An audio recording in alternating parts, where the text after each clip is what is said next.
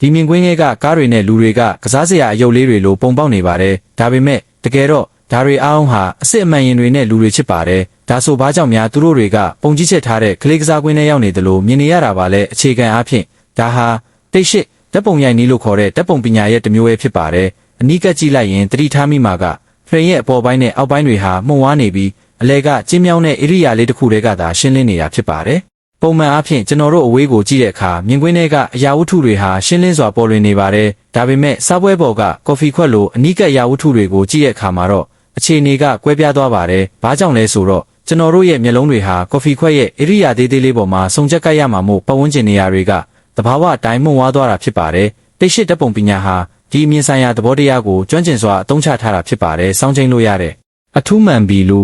တစ်မျိုးကိုအသုံးပြုပြီးစုံချက်ကိုက်မှုကိုဖရင်ရဲ့ဧရိယာလွန်သိငယ်တဲ့အပိုင်းတစ်ခုအတွင်းမှာအတိအကျထိန်းချုပ်ထားတာဖြစ်ပါတယ်ဒီလိုနဲ့ရလာတဲ့ဗီဒီယိုဒါမှမဟုတ်ရုပ်ပုံမှာအလဲဗဟိုဧရိယာကရှင်းလင်းနေပြီးပတ်ဝန်းကျင်နေရာတွေကတော့မှုန်ဝါးနေတတ်ပါတယ်ဒီထူးခြားတဲ့အမြင်ဆိုင်ရာတက်ရောက်မှုဟာကျွန်တော်တို့ရဲ့ဥနောက်ကိုလှည့်စားပြီးကျွန်တော်တို့ဟာအရာဝတ္ထုတွေကိုအလွန်နီးကပ်စွာကြည့်ရှုနေရတယ်လို့ခံစားရစေပါတယ်ဒီလိုနဲ့ပဲတကယ့်ကားတွေကိုခြုံထားတဲ့ကစားစရာအယုတ်လေးတွေလိုပုံပေါက်အောင်ဖန်တီးပေးနိုင်တာဖြစ်ပါတယ်